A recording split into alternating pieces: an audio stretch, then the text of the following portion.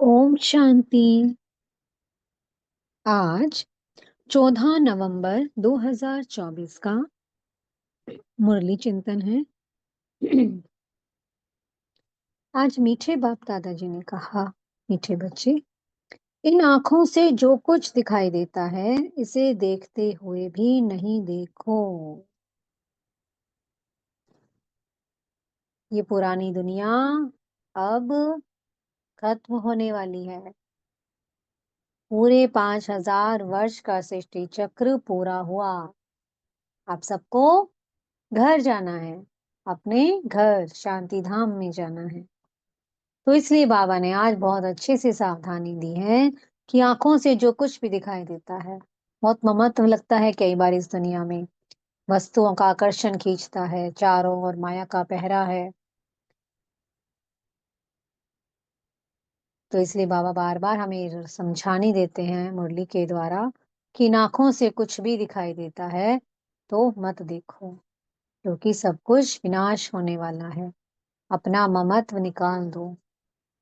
कोई भी इच्छा नहीं होनी चाहिए हमारे अंदर। जब हम कुछ आंखों से देखते हैं तो इच्छाएं जागृत होती हैं, और ये इच्छाएं ही फिर हमें नीचे की ओर ले जाती हैं। तो इसलिए बाबा ने कहा, कुछ देखो ही नहीं, भूल जाओ इस सारी दुनिया को, मरजीवा बन जाओ। ये संगम युग पर जो हमारा ब्राह्मण जन्म होता है, ये हमारा मरजीवा जन्म है कि हम इस क्षुद्र दुनिया में रह रहे हैं। इस क्षुद्र दुनिया से हमारा कोई लेना देना नहीं। क्षुद्र ही तो थे हम, तमो प्रधान दुनिया थी। रह तो इसी दुनिया में रहे हैं ना। लेकिन बाबा ने कहा नहीं, इस दुनिया को भूल जाओ।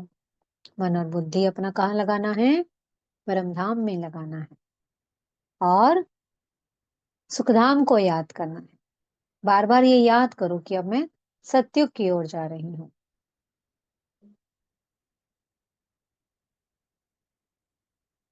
इसका प्रश्न है, ईश्वरीय गवर्नमेंट का मुख्य कर्तव्य कौन सा है जिसे दुनिया नहीं जानती? ईश्वरीय गवर्नमेंट जो खुद भगवान आकर स्थापन करते हैं, जब आते हैं 1936 में, ब्रह्मा तन का आधार लेते हैं और इस ईश्वरीय गवर्नमेंट की स्थापना करते हैं। और इस गवर्नमेंट का, इस संस्था का नाम रखते हैं प्रजापिता ब्रह्मा कुमारी ईश्वरीय विश्वविद्यालय। पूरे विश्व में ये संस्था फैली हुई है। इस संस्था का कर्तव्य क्या है? इस पतित दुनिया को पावन बनाना, आत्माओं को पावन बनाना। बाबा ने आज अच्छे से समझाया। पूरी मुरली आज पवित्रता के ऊपर है कि पवित्रता में कितना बल है।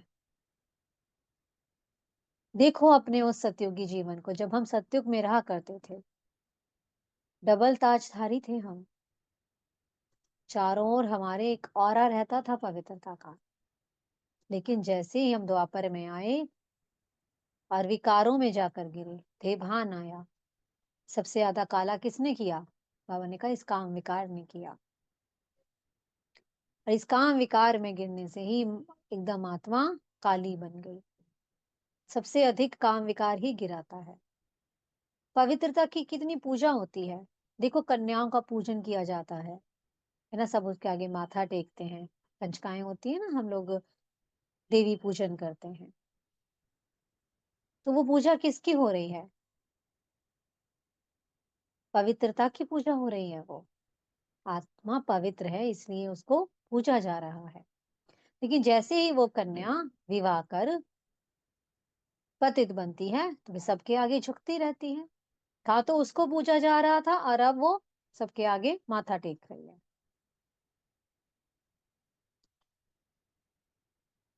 सन्यासियों ने ही पवित्रता के द्वारा इस धरती को थामा कर रखा है। बाबा ने कहा, नहीं तो भारतवर्ष कब का जल मरता। तो बाबा इसलिए सन्यासियों की बहुत महिमा करते हैं कि पवित्रता के द्वारा ही उन्होंने इस भारतवर्ष को थामे रखा। वरना अब तक ये दुनिया चलती क्या? अब तक चल नहीं पाती, वरना फिर तो पता नहीं क्या हाल हो जाता। पवित्रता ही मेन फाउंडेशन है। जब आत्मा पवित्रता को धारण करती है तो सुख और शांति आती है। अभी बहुत से लोग चैलेंज करते हैं कि आप लोग एक घर में रहते हो और पवित्र रहते हो, ये कैसे हो सकता है? यहाँ पर बल किसका करता है काम? परमात्मा का। भगवान की श्रीमत पर पवित्रता को धारण किया है तो परमात्मा का बल काम करता है। कहते हैं ना, आग और कपूस कभी इकट्ठे नहीं रह सकते। आज कितने हजारों परिवार हैं, लाखों परिवार हैं जो ग्रस्त में रह रहे हैं और पवित्रता को धारण किए हुए हैं उसकी श्रीमत पर। वो बल देता है, हिम्मत देता है, शक्ति भरता है। लेकिन फिर बाबा साथ साथ कहते हैं, अगर कोई बाबा की श्रीमत पर चल रहा है, पवित्रता को धारण कर लिया, फिर माया ने अगर पकड़ लिया और तुम काम विकार में गिर गए, तो बाबा ने कहा फिर कोई उठ नहीं सकता, फिर संभलना मुश्किल है। ये तो सोचो कि बहुत ऊंची मंजिल से आकर नीचे गिरे हो। आज बाबा ने क्या कह दिया, हाड़ गोड़ सब टूट गए, जैसे कि कुछ नहीं हो सकता फिर। तो इसलिए कभी भी लकीर को नहीं लांघना है। जो श्रीमत की लकीर बाबा ने हम बच्चों के लिए बनाई है कि बच्चे, काम विकार महाशत्रु है। तो इसलिए सदा पवित्रता को धारण करके रखना है। जब आत्मा पवित्र रहती है, ब्रह्मचर्य को धारण करती है, तो आत्मा में बल आता है। फिर बाबा जो कहते हैं, मनसा वाचा कर्मणा पवित्र रहो, तो मनसा शुद्ध होती है। जब तक ब्रह्मचर्य को धारण नहीं करेंगे, पवित्र स्थूल पवित्रता को धारण नहीं करेंगे, तो सूक्ष्म में पवित्रता कैसे आएगी? कैसे मन पवित्र रहेगा? तो इसलिए मन भी पवित्र बनता है। हमारा हर एक संकल्प पवित्र बनने लगता है, हमारी दृष्टि पवित्र बनने लगती है, हमारा हर कर्म पवित्र होता है, श्रेष्ठ होता है। हम सबको फिर किस दृष्टि से देखते हैं? आत्मा भाई भाई की दृष्टि। कि बाबा ने हमें क्या ज्ञान दिया है कि बच्चे, आप आत्मा हो, आप आत्माएं निराकारी परमधाम में रहती थी, आप सब आत्मा भाई भाई हो। तो जो इस आत्मा का पाठ पक्का कर लेता है, इस एक पाठ को पक्का कर लेता है, उसकी दृष्टि बदल जाती है। सब कौन दिखाई देते हैं? हम सब आत्मा भाई भाई हैं। तो फिर पवित्रता सहज कर्ण सहज ही हो जाती है। लेकिन आवश्यक क्या है? उसकी श्रीमत पर चलना। जो श्रीमत पर चलेगा वही प्राप्ति करेगा। और इस संगम युग पर जब हम श्रीमत पर चलते हैं, तुरंत प्रत्यक्ष फल प्राप्त होता है। कितना खुशी में रहते हैं। आज देखो कितने लाखों परिवार हैं जो पवित्र रह रहे हैं, परमात्मा की याद में रहते हैं और बेहद की सृष्टि की सेवा कर रहे हैं। अपने द्वारा पवित्र किरणों की वाइब्रेशंस चारों ओर फैलाते हैं। कितना भाग्य जमा हो रहा है, कितना पुण्य का खाता जमा हो रहा है।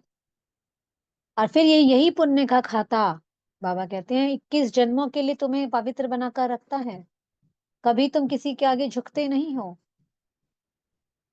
तभी बाबा ने क्या कहा, इस राजयोग से क्या बनते हैं हम? राजाओं के भी राजा। बड़े बड़े राजा भी द्वापर कलयुग में देखो हमारे जड़ चित्रों के आगे आज भी सर झुकाते हैं। कितने बड़े बड़े वीआईपीज हैं, सब हमारे जड़ चित्रों के आगे सर झुका रहे हैं। तो ये किसका बल है? पवित्रता का बल है। एक जन्म की पवित्रता हमें 21 जन्मों के लिए पवित्र बनाकर रखती है। और फिर सारा कल्प हमारी पूजा होती है, सब हमारे आगे माथा झुकाते हैं। ये है पवित्रता की शक्ति। तो इसलिए पवित्र बनना है, श्रेष्ठ कर्म करने हैं। इस माया रावण के राज्य में रहते रहते जो विकार आ गए, काम क्रोध लोभ मोह अहंकार, साथ में और विकार भी आ जाते हैं, इसके छोटे मोटे भाई बहन, कितना हमें नीचे गिरा दिया। तो बाबा ने कहा अपने ऊपर अटेंशन, विकारों की ओर बुद्धि ना जाए, अपने ऊपर अटेंशन रखना है।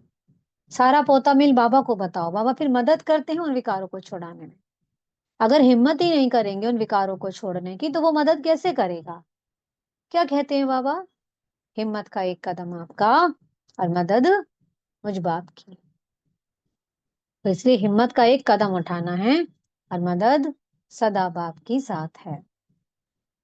इसलिए हमेशा श्रेष्ठ कर्म करने हैं, अपना कैरेक्टर बहुत ऊंचा बनाना है, अपनी दृष्टि को ऊंचा बनाना है। दृष्टि ऊंची बनेगी तो ये सृष्टि भी ऊंची बनेगी। ऊंची अर्थात पवित्र बनेगी। आज बाबा ने ये भी कहा साथ साथ कि माया से बड़ा सावधान रहना है। माया बड़ा धोखा देती है। बड़े बड़े महारथी जो बहुत लंबे समय से चल रहे थे, बहुत ऊंचा था, बाबा को ये था विश्वास कि ये तो अष्टतन बनेंगे। बाबा ने कहा आज वो है नहीं। इसलिए कोई भी इच्छा नहीं होनी चाहिए।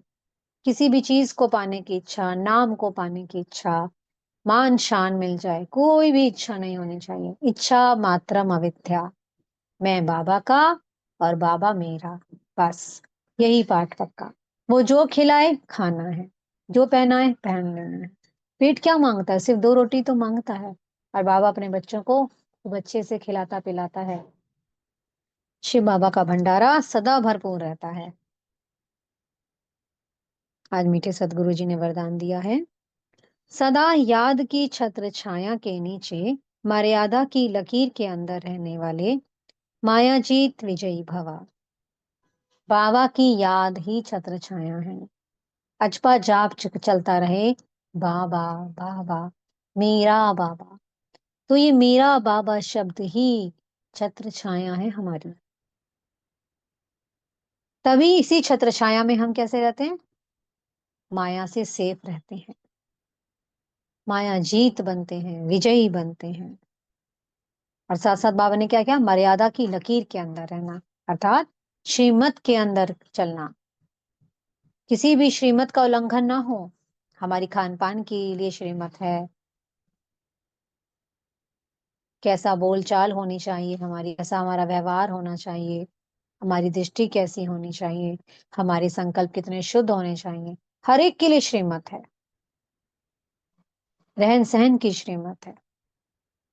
तो इसलिए उस श्रीमत की लकीर के अंदर रहना और हमेशा बाबा की याद रहे बुद्धि में।